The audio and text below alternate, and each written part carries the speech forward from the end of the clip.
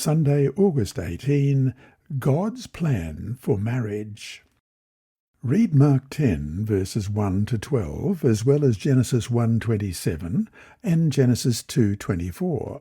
What trap was hiding under the Pharisees' question about divorce, and what lessons did Jesus teach in his response? We start with Mark 10 and verse 4. Jesus then left that place and went into the region of Judea and across the Jordan. Again, crowds of people came to him, and as was his custom, he taught them. Some Pharisees came and tested him by asking, "Is it lawful for a man to divorce his wife?" "What did Moses command you?" he replied. They said, "Moses permitted a man to write a certificate of divorce and send her away." "It was because your hearts were hard that Moses wrote you this law," Jesus replied. "But at the beginning of creation, God made them male and female. For this reason, a man will leave his father and mother and be united to his wife, and the two will become one flesh. So they are no longer two, but one flesh. Therefore, what God has joined together, let no one separate." When they were in the house again, the disciples asked Jesus about this. He answered, "Anyone who divorces his wife and marries another woman commits adultery against her. And if she divorces her husband and marries another man, she commits adultery." Genesis 1:27 reads, "So God created mankind in his own image. In the image of God he created them.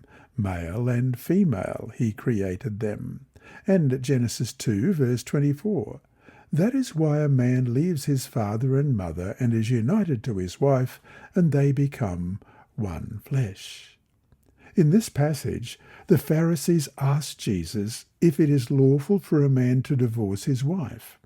Among the Pharisees, divorce was considered lawful. The question was on what grounds? The school of Shammai was arguably more restrictive, only for childlessness, material neglect, emotional neglect, or marital unfaithfulness. The school of Hillel was much more lenient, allowing divorce for almost any reason, though their process of granting the divorce was more complex, helping to slow things down.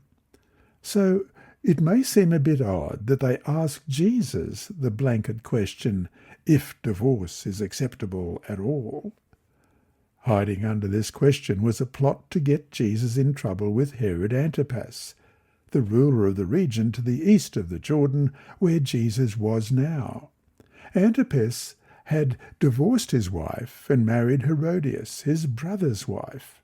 Herod had beheaded John the Baptist because of his rebuke regarding his illicit relationship, as we read previously in Matthew 14, but let's do that again. Matthew 14, verses 1 to 12. "At that time Herod the Tetrarch heard the reports about Jesus, and he said to his attendants, 'This is John the Baptist. He has risen from the dead. That is why miraculous powers are at work in him.' Now, Herod had arrested John and bound him and put him in prison because of Herodias, his brother Philip's wife. For John had been saying to him, 'It is not lawful for you to have her.' Herod wanted to kill John, but he was afraid of the people because they considered John a prophet. On Herod's birthday, the daughter of Herodias danced for the guests and pleased Herod so much that he promised with an oath to give her whatever she asked. Prompted by her mother, she said, 'Give me here on a platter the head of John the Baptist.' The king was distressed, but because of his oaths and his dinner guests, he ordered that her request be granted and had John beheaded in the prison. His head was brought in on a platter and given to the girl, who carried it to her mother. John's disciples came and took his body and buried it. Then they went and told Jesus. Jesus parries their question with his own, asking the Pharisees what Moses commanded on the matter. The passage the Pharisees reference in reply is Deuteronomy 24 and verses 1 to 4. Let's have a look at that. If a man marries a woman who becomes displeasing to him because he finds something indecent about her, and he writes her a certificate of divorce, gives it to her and sends her from his house, and if after she leaves his house she becomes the wife of another man, and her second husband dislikes her and writes her a certificate of divorce, gives it to her and sends her from his house, or if he dies, then her first husband, who divorced her, is not allowed to marry her again after she has been defiled. That would be detestable in the eyes of the Lord.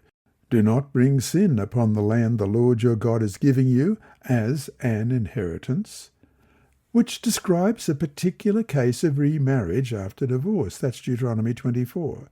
The Israelites in Moses' day were already practicing divorce.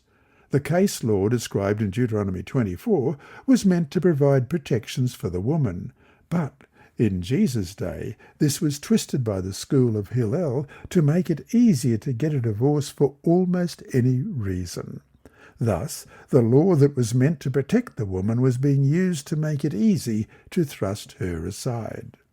Instead of debating the case law in Deuteronomy 24, Jesus refers back to God's original ideal for marriage in Genesis 1 and 2.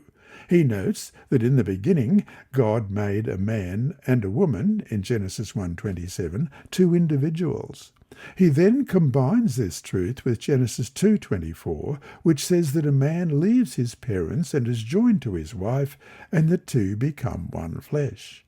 This concept of unity becomes the basis of Jesus' affirmation of the marriage bond. What God has joined, people should not separate. And so to finish today, what can your congregation do to strengthen the marriages among you? And how do you help those whose marriages have already fallen apart? This lesson was read by Dr. Percy Harrold for Christian Services for the Blind. Sponsored by the Sabbath School Department and distributed through Hope Channel Australia, this podcast is also redistributed by Hope Channel Germany, Christian Record Services for the Blind. It is also available on SoundCloud and through multiple podcast distributors, including Apple iTunes. And you can listen and watch at the same time on YouTube. Remember, God is always faithful.